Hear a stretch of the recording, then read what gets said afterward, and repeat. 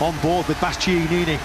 Let's see him wind the wick up to 6th gear, just trying to pick up some clear air behind Jorge Martin. He is closing in on that last lap. He was 2/10 faster than Jorge Martin. Every point priceless at this late stage of the season. Every point precious.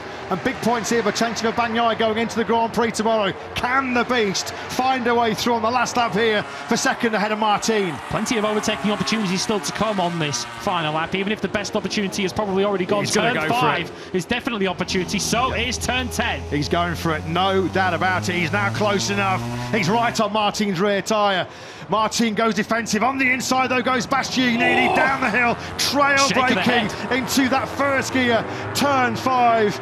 How close you want it. These are late heart-stopping moments when you're Jorge Martin so close to the World Championship. But is there a glimmer of hope here for Pecco Bagnaia as his factory Ducati teammate Bastianini pinches second place on the last lap at the moment from Martin? Shake of the head from Jorge Martin. There was nothing wrong with that move from Bastianini. It was perfectly fine into turn 5. But does Jorge Martin try and fight back, or does he now cut his losses? Surely now he has to settle for 3rd place. He can't be taking the big risk.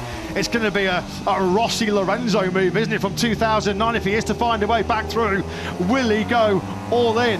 Pecco Bagnaia is going to keep his hopes of winning 3 successive MotoGP titles alive here in Barcelona. He has kept up his end of the bargain. He is going to take a magnificent 7th Tissot Sprint win of the season. The rematch rolls on into a tense final day showdown here. Jorge Martin has to put the Prosecco on ice. Numero uno once again is the message from Davide Tardozzi, the Ducati boss. Pecco Bagnaia then does indeed take his 7th Tissot Sprint win of the season, and perhaps more importantly, he is still alive. He is still in the game to be just the 10th rider in MotoGP history to win 3 successive Premier Class titles. The championship will be decided then in the final race of the season, just as we hoped it would be. 3 years in a row then now, it's gone all the way down to the wire. The rematch rocks on. 19 points is the gap then now between Martin and Bagnaia.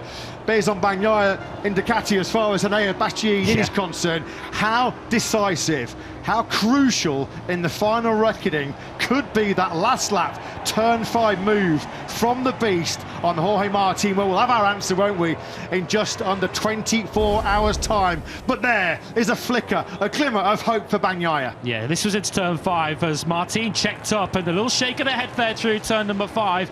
Bastianini wanted those 9 points in that second place more than Jorge Martin, who knew that he could not afford a collision. Martin made the right decision and just jumped out of Bastianini's way. 3rd is still more than satisfactory for the number 89. He does not win the World Championship today.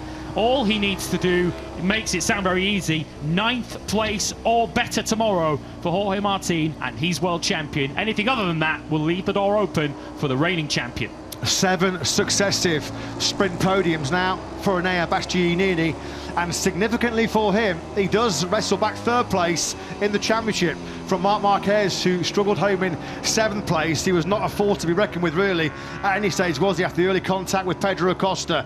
There you go then, Jorge Martin will be crowned champion tomorrow. 9 points.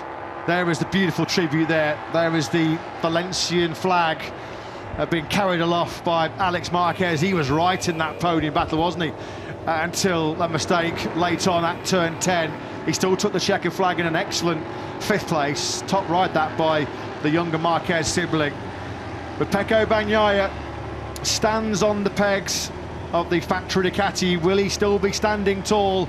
Will he still see his name sitting on top of the Tower of Champions tomorrow? He has to score 19 more points than Martin. Nothing's changed as far as Pecco Bagnaia's weekend outlook is concerned. Only a double win you felt would suffice, so nothing has really changed. He still has to win tomorrow's Barcelona Grand Prix and hope that there's some kind of late slip-up from Jorge Martin. But we do then. Just as in 2022, 2023, and now in 2024 it will be the last race of the season that will decide the outcome of the World Championship.